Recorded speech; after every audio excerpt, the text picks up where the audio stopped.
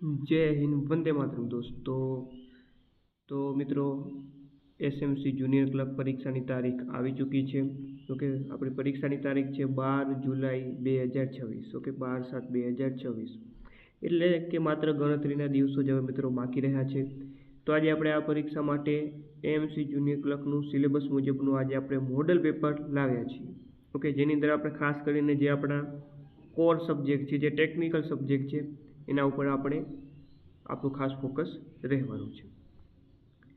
મિત્રો, SMC junior ક્લર્કનું most IMP PDF material, જેની અંદર જીસીએસઆર, બિન સચિવાલય કાર્ય પદ્ધતિ, સરકારી લેખન પદ્ધતિ, જીપીએમસી એક્ટ 1949 અને કોમ્પ્યુટરના મોસ્ટ આઈએમપી 2000 કરતાં પણ વધારે પ્રશ્નો આપેલા છે, જે પરીક્ષામાં બેઠા પૂછાશે મિત્રો। તો આ પીડીએફને જો તમે પરચેસ કરવા માંગતા હો તો આ નંબર ઉપર તમારે વોટ્સઅપ કરવાનું રહેશે। ઓકે, પીડીએફ મેળવવા માટે વોટ્સઅપ કરો 63 5 20 19 42 આ નંબર ઉપર, અથવા તમે કોલ પણ કરીને વધારે જાણકારી મેળવી શકો છો। તો એકદમ તમને નજીવી પ્રાઇઝમાં આ પીડીએફ તમને પ્રાપ્ત થઈ જશે। ચાલો મિત્રો, હવે શરૂઆત કરીએ। પહેલો જ આપણો ક્વેશ્ચન છે કે જીપીએમસી એક્ટ 1949નું પૂરું નામ શું છે? 15 માર્ક્સનો મિત્રો આપણો આ એક્ટ જીપીએમસી એક્ટ પૂછાવાનો છે, ખાસ અગત્યનો છે। ઓકે, પીડીએફ તમે લઈ લેશો, આમાંથી તમને 15માંથી બેઠા પ્રશ્ન મિત્રો જોવા મળશે, બરોબર? તો જીપીએમસી એક્ટ મિત્રો બેઝિક પ્રશ્ન છે એકદમ, આનું ફૂલ ફોર્મ આપણે જણાવવાનું છે। તો મિત્રો આનું પૂરું નામ છે Gujarat provincial municipal corporation act. Option B આપણો અહીં જે છે સાચો જવાબ બને છે। તો યાદ રાખી લેજો, Gujarat provincial municipal corporation act. Next, GPMC act 1949માં કુલ કેટલા ભાગ અને કલમોનો સમાવેશ થાય છે? તો ભાગ કુલ કેટલા છે અને કલમો કેટલી છે? તો મિત્રો યાદ રાખો, જીપીએમસી એક્ટની અંદર ટોટલ 31 ભાગ છે। કેટલા છે? ટોટલ 31 જેટલા ભાગો છે અને 493 જેટલી આની અંદર કલમોનો સમાવેશ થાય છે। કેટલી? 493। તો 31 ભાગ અને 493 કલમો, એટલે ઓપ્શન બી આપણો જે છે અહીં રાઈટ આન્સર રહેશે। નેક્સ્ટ, જીપીએમસી એક્ટમાં છેલ્લે સુધારો ક્યારે કરવામાં આવ્યો હતો? છેલ્લે આમાં લાસ્ટ ટાઈમ ક્યારે સુધારો થયો હતો? તો મિત્રો એ તારીખ હતી 30 નવેમ્બર 2017। ઓકે, છેલ્લે 2017ની સાલમાં આમાં સુધારો થયો હતો। તારીખ પૂછે તો યાદ રાખવાની 30 નવેમ્બર। ચાલો નેક્સ્ટ, મેયર અને ડેપ્યુટી મેયરની પસંદગી અને ફરજો અંગેની જોગવાઈ જીપીએમસી એક્ટની કઈ કલમમાં કરવામાં આવેલી છે? તો મિત્રો આની જે જોગવાઈ છે એ છે કલમ 19માં। ઓકે, મહત્વની કલમો કઈ છે? ખાસ કરીને જે પૂછાયેલી કલમો છે મિત્રો એ ખાસ આપણે કરી લેવાની, અને એના સિવાય અગત્યની કલમો પણ તમને પીડીએફમાં મળી જશે। કાઉન્સિલર તરીકે ચૂંટાવા માટેની લાયકાત જીપીએમસી એક્ટની કઈ કલમમાં દર્શાવેલ છે? તો એ છે કલમ 9માં દર્શાવેલ છે, ચૂંટાવા માટેની લાયકાત। ત્યારબાદ જીપીએમસી એક્ટની કઈ કલમ હેઠળ સ્ટેન્ડિંગ કમિટીની રચના કરવામાં આવે છે? ખાસ અગત્યની આ કલમ છે મિત્રો, સ્ટેન્ડિંગ કમિટીની રચના અંગેની કલમ, તો એ છે કલમ 20। ઓકે, સ્ટેન્ડિંગ કમિટી, જેને આપણે સ્થાયી સમિતિ પણ કહીએ છીએ। ચાલો, કોર્પોરેશનની સામાન્ય સભામાં જો ગંભીર અવસ્થા ઊભી થાય તો સભા કેટલા સમય માટે મોકૂફ રાખી શકાય? 3 દિવસમાંથી મોકૂફ રાખી શકાય।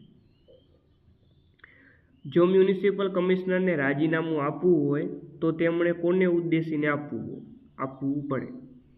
તો ભાઈ રાજ્ય સરકારને, એ સ્ટેટ ગવર્મેન્ટને જે છે રાજીનામું આપશે। સ્થાયી સમિતિમાં કેટલા સભ્યો હોય છે? સ્થાયી સમિતિ એટલે કે સ્ટેન્ડિંગ કમિટી। ઓકે, કલમ 20 અંતર્ગત એની સ્થાપના થાય છે। ઓકે, સૌથી શક્તિશાળી એવી કે સમિતિ એટલે કે ભાઈ આ સ્થાયી સમિતિ। તો આની અંદર ટોટલ 12 જેટલા સભ્યો હોય છે મિત્રો। કેટલા સભ્યો હોય? 12 જેટલા સભ્યો હોય છે। ઓકે, ગયા રવિવારે જે છે ફૂડ સેફ્ટી ઓફિસરમાં જીપીએમસી એક્ટ 30 માર્ક્સનું મિત્રો પૂછાયું છે। આ 30 પ્રશ્ન ખાસ પાકા કરી લેજો, એમાં આ પ્રશ્ન પણ હતો મિત્રો। કોર્પોરેશનનું અંદાજપત્ર કોણ તૈયાર કરે છે? તો એ કમિશનર તૈયાર કરે। નેક્સ્ટ, વાહન વ્યવહાર સમિતિમાં કુલ કેટલા સભ્યો હોય છે? વાહન વ્યવહાર સમિતિ, તો એમાં ટોટલ 9 સભ્યો હોય છે। નેક્સ્ટ, કમિશનરની પરવાનગી વગર નવું કારખાનું સ્થાપવા બદલ કેટલો દંડ થઈ શકે છે? તો તો જવાબ આવશે મિત્રો 500 રૂપિયાનો દંડ થઈ શકે. જો મ્યુનિસિપલ કમિશનરની પરવાનગી વગર કોઈ નવું કારખાનું સ્થાપવામાં આવે, ₹500 રૂપિયાનો મિત્રો દંડની જોગવાઈ છે જીપીએમસી એક્ટમાં. જાહેર ખબરો આપવા માટે ઓછામાં ઓછા કેટલા વર્તમાનપત્રોમાં જાહેરાત આપવી પડે? ઓકે, મ્યુનિસિપાલિટી દ્વારા કોઈ પણ જાહેરાત અગત્યની બહાર પડે, દાખલા તરીકે સરકારી ભરતીઓની જાહેરાત છે વગેરે, તો એમાં ઓછામાં ઓછા તેને 2 સમાચાર પત્રોને જાણ કરવી પડે, બરોબર? એટલે જવાબ આવશે 2 વર્તમાનપત્રો, અને 2 વર્તમાનપત્રોને જાહેરાત આપવી પડે. પ્રાથમિક શિક્ષણના સંદર્ભમાં કોર્પોરેશન પર લાદવામાં આવેલી ફરજો કયા કાયદા મુજબ બજાવવામાં આવે છે? તો એ છે બોમ્બે પ્રાઇમરી એજ્યુકેશન એક્ટ 1947. કોર્પોરેશનની રચના માટેની સામાન્ય ચૂંટણી ક્યારે પૂર્ણ થઈ જવી જોઈએ? તેની મુદત પૂરી થતાં પહેલાં. કોર્પોરેશનની જે મુદત છે 5 વર્ષની હોય મુદત, તો 5 વર્ષ મુદત પૂરી થાય એના પહેલાં ચૂંટણી થઈ જવી જોઈએ. ઓકે, નાની કોર્પોરેશનની ચૂંટણીનું આયોજન કોણ કરે? તો કે ભાઈ રાજ્ય ચૂંટણી પંચ આનું આયોજન કરશે. બેંકમાંથી નાણાં ઉપાડવા માટેના ચેક પર કોની સંયુક્ત સહી હોવી ફરજિયાત છે? તો એ છે ચીફ એકાઉન્ટન્ટ અને કમિશનર. કેટલા રૂપિયાથી વધુ રકમનો ખર્ચ ધરાવતા કરાર માટે સ્થાયી સમિતિની અગાઉથી મંજૂરી લેવી ફરજિયાત છે? તો એ છે મિત્રો ₹5000. કોર્પોરેશન દ્વારા સ્વિમિંગ પુલ કે મ્યુઝિયમ બનાવવાની કામગીરી કયા પ્રકારની કામગીરી કહેવાય? તો કે આ ફરજિયાત નથી, બરોબર? સ્વિમિંગ પુલ અને મ્યુઝિયમ બનાવવાની કામગીરી ફરજિયાત નથી, મરજિયાત કામગીરી છે, અથવા તો જેને આપણે વિવેકાધીન પણ આપણે તેને કહી શકીએ છીએ, વિવેક ઉપર આધારિત છે. જીપીએમસી એક્ટની કલમ 62 હેઠળ સેવાઓ ખોરવાઈ જવાની સ્થિતિમાં કટોકટી જાહેર કરવાની સત્તા કોની પાસે છે? તો એ છે મિત્રો રાજ્ય સરકાર પાસે. જીપીએમસી એક્ટની કલમ 56 મુજબ નીચેનામાંથી કયો દંડ કર્મચારીને ભવિષ્યની સરકારી નોકરી માટે ગેરલાયક ઠેરવે છે? તો એ છે મિત્રો બળતરફી. મ્યુનિસિપલ કમિશનરનો પગાર કયા ભંડોળમાંથી ચૂકવવામાં આવે છે? તો એ છે મિત્રો મ્યુનિસિપલ ફંડમાંથી. શેમાંથી? મ્યુનિસિપલ ફંડમાંથી. રાજ્યના વહીવટી તંત્રમાં પિરામિડ મોડેલમાં સૌથી ટોચ પર કયા વહીવટી અધિકારી હોય છે? તો એ હોય છે મુખ્ય સચિવ હોય. ઓકે, તો આ બિન સચિવાલય કાર્ય પદ્ધતિમાંથી પ્રશ્ન થઈ ગયો. રાજ્ય સરકારના કામકાજના નિયમો કયા વર્ષમાં બનાવવામાં આવ્યા હતા? 1990માં બનાવવામાં આવ્યા હતા. સરકારી કામકાજમાં લેવલ જમ્પિંગનો ખ્યાલ શાના માટે અપનાવવામાં આવ્યો છે? તો એ છે ઝડપી નિર્ણય પ્રક્રિયા માટે. સચિવાલયમાં નોંધ અને પત્ર લેખન માટે કયા પ્રકારના ફોન્ટનો ઉપયોગ કરવો ફરજિયાત છે? તો એ છે યુનિકોડ. ગુજરાત મુલ્કી સેવા નિયમો નોકરીની સામાન્ય શરતો 2002માં કુલ કેટલા નિયમો છે? તો આની અંદર ટોટલ 53 નિયમો છે. ગુજરાત મુલ્કી સેવા નોકરીની સામાન્ય શરતો 2002માં કોઈ અર્થઘટન બાબતે કોનો નિર્ણય આખરી ગણવામાં આવશે? તો કોઈ નાણાં વિભાગનો.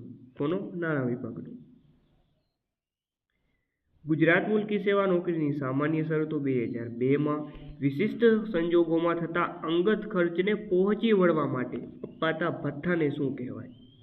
તો આ ભથ્થાને વળતર ભથ્થું કહેવામાં આવે છે. કેવું ભથ્થું? તો કે વળતર ભથ્થું. નેક્સ્ટ, ગુજરાત સરકારની કચેરીઓનો સામાન્ય સમય વર્ગ 4 સિવાયના કર્મચારીઓ માટે કેટલો નક્કી કરવામાં આવેલો છે? એટલે કે વર્ગ 1, વર્ગ 2, વર્ગ 3. વર્ગ 4નો અલગ સમય છે, એ કેટલો છે પણ હું જણાવીશ તમને. પણ જે છે વર્ગ 1, વર્ગ 2 અને વર્ગ 3ના કર્મચારી અને અધિકારીઓની આપણે વાત કરીએ તો એમનો સામાન્ય નોકરીનો સમય કયો હોય, કચેરીનો સમય કયો હોય? તો જવાબ સવારના 10:30 વાગ્યાથી કરીને સાંજના 6:10 સુધી. આ વર્ગ 1, 2 અને 3ની વાત થઈ. વર્ગ 4 જેમાં પટ્ટાવાળાનો સમાવેશ થાય છે, તો વર્ગ 4ના જે કર્મચારી છે મિત્રો, એનો સમય જો પૂછે તો એનો સમય મિત્રો આવશે સવારના 10 વાગ્યાથી સાંજના 7:10 સુધી. ઓકે, તો તમે જોઈ શકો છો અડધો કલાક તેને વહેલું જવું પડે, બરોબર છે, કારણ કે એ બધું કામકાજ કરવાનું સફાઈનું ના એટલા માટે. અને સાંજે પણ તેને મોડું કલાક છૂટવાનું હોય છે. બિન રાજ્યપત્રિત કર્મચારીને રજાના દિવસે કચેરીમાં આખા દિવસના 5 કલાક કે તેથી વધુ ફરજ બજાવવા બદલ શું મળવાપાત્ર છે? તો એ છે મિત્રો એક વળતર રજા.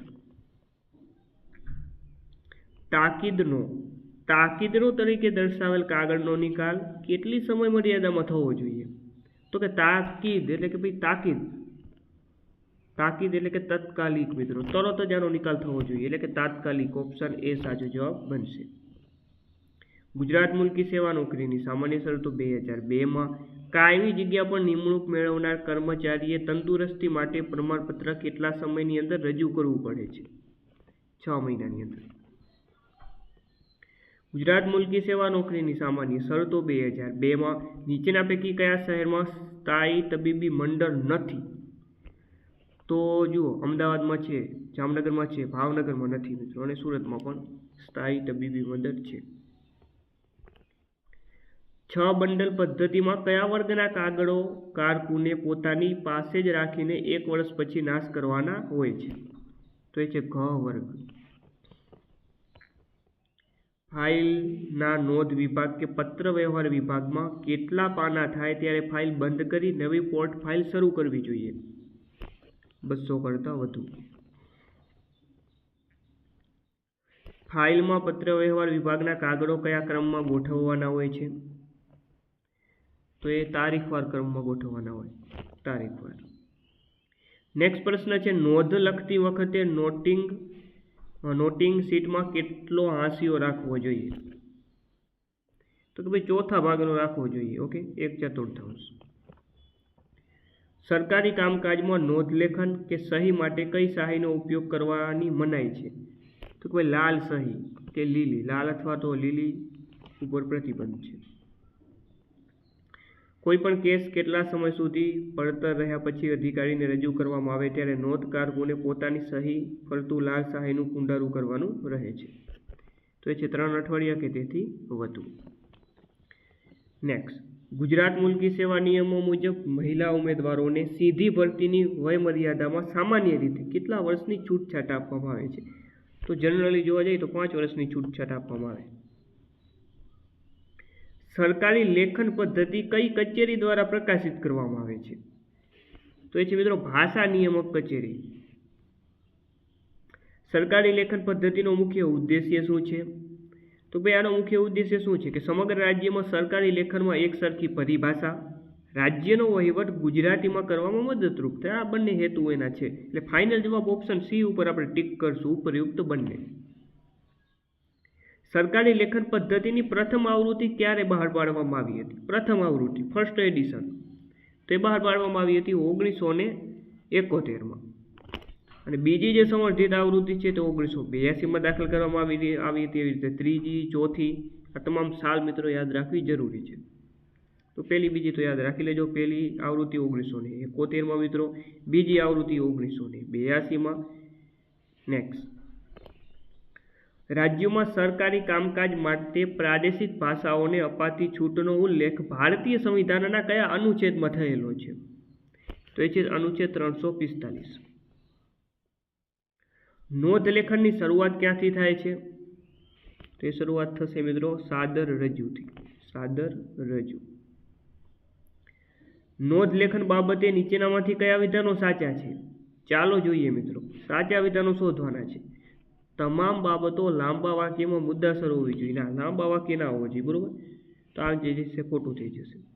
નોંધની નીચેની જમણી બાજુના ખૂણા પર નોંધ લેખકે ટૂંકી સહી કરવાની હોય છે. ના, જમણી બાજુ ના આવે. આ પણ ખોટું છે મિત્રો. એને તો સાચા કીધા છે તો બંને ખોટા છે. તો જવાબ ઓપ્શન ડી બનશે. એ અને બી બંને ખોટા. નેક્સ્ટ, સરકારી લેખન વ્યવહારમાં મુખ્યત્વે કેટલી પદ્ધતિઓ દર્શાવેલી છે? 2 પદ્ધતિઓ દર્શાવેલી છે. કઈ કઈ? એક છે નોંધ અને બીજી છે પત્ર. ઓપ્શન બી સાચો જવાબ. નેક્સ્ટ, સરકારી પત્રના અંતે ડાબી બાજુ શું લખવામાં આવે છે? તો એ લખવામાં આવે બિડાણ લખવામાં આવે. શું આવે? બિડાણ એટલે કે જોડાણ. નોંધ લેખનમાં આદેશ આપનાર અધિકારીની સહી ક્યાં જોવા મળે છે? જોવા મળે છેલ્લે જમણી બાજુ. છેલ્લે જમણી બાજુ. સરકારી કામકાજમાં થતા લખાણનો સૌથી સંક્ષિપ્ત પ્રકાર એટલે શેરો. ઓકે મિત્રો, તો આ હતું મિત્રો આપણું એસએમસી જુનિયર ક્લર્કનું મોડેલ પેપર. ઓકે, આની અંદર આપણે જે ખાસ કરીને ટેકનિકલ જેટલા છે એના ઉપર ફોકસ કર્યું છે. ઓકે, આવનારા સમયમાં આપણે 100 માર્ક્સનું સંપૂર્ણ પેપર પણ લાવશું, પણ આ જે 50 માર્ક્સનું ટેકનિકલ આપણા માટે ખાસ અગત્યનું છે અને ગેમ ચેન્જિંગ છે. ઓકે, બાકીનું તમને કદાચ આવડતું પણ હશે, છતાં આપણે 100 માર્ક્સના મોડેલ પેપર પણ લાવશું. અને એના માટેનું મોસ્ટ આઈએમપી મટીરિયલ મેળવવા માટે તમે આ નંબર ઉપર મિત્રો મેસેજ કરી દેજો, અથવા તો કોલ પણ કરીને વધારે જાણકારી મેળવી શકો છો. એકદમ નજીવી કિંમતમાં તમને PDF પ્રાપ્ત થઈ જશે પ્રેક્ટિસ માટે. તો ફરીથી મળીને નવા વિડીયો સાથે. જય હિન્દ, જય ભારત.